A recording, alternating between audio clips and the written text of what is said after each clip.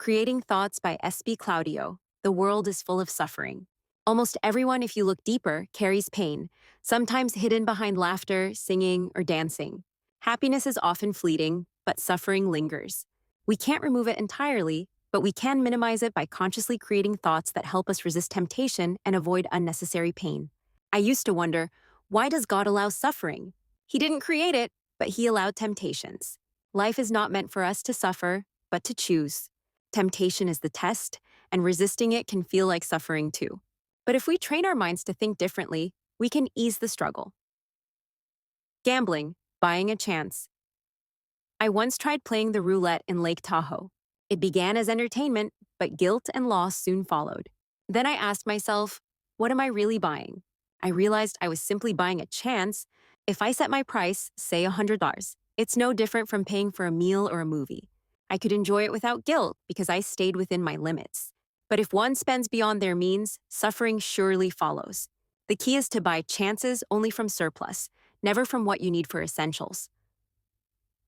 Finances, needs versus wants money, troubles affect the poor, the middle class, and even the rich. The real issue is not how much we have, but whether we are aware of what we are doing with it. When we spend without thinking, we confuse wants with needs, and suffering follows. I looked back at my childhood in the Philippines. We had little, yet I was happy. No trips, no luxuries, yet joy was abundant. That taught me happiness isn't about how much we spend, it's a state of mind. Lowering our standard of living helps us avoid the endless cycle of envy and debt. When I think of a big house, I pray to God not to crave it. A beautiful home often comes with heavy mortgages, bills, and stress. If what you truly want is peace, don't chain yourself to a lifestyle that forces endless work with no freedom of flexibility. Happiness is not in the house, but in the peace of your heart. Antis. Everyday struggles, cleaning, and clutter. Even small things like cleaning can cause stress. A big house is lovely, but requires time and energy to maintain. If you don't have those, it may bring more frustration than joy. Again, priorities matter. Either accept the burden or don't chase what you cannot realistically manage. Taika, food and cravings. Choosing health temptation also appears in food. I loved meat, but later learned how hard it was for my body to digest. And after seeing how animals suffer in slaughterhouses, I created new thoughts. Every time I see meat, I remember their pain. Compassion replaced craving, and the temptation disappeared.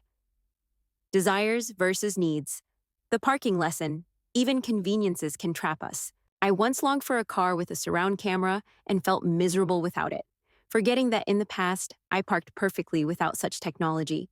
When I shifted my thoughts, practiced again, and trusted my ability, the suffering vanished. What I thought was a need was really just a desire. The core lesson. Life will always present temptations, cravings, and pressures.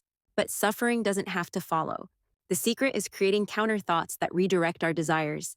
When awareness becomes a habit, temptations fade and peace replaces them. So whenever stress arises, whether a tight chest, stiff neck, or restless mind, don't see it only as pain. See it as an invitation to stop, reflect, and create new thoughts. There's no single formula for everyone. Each of us must craft our own philosophy, our own method of staying free from suffering. In the end, it's not what we own, but how we think that determines whether we live in suffering or in peace.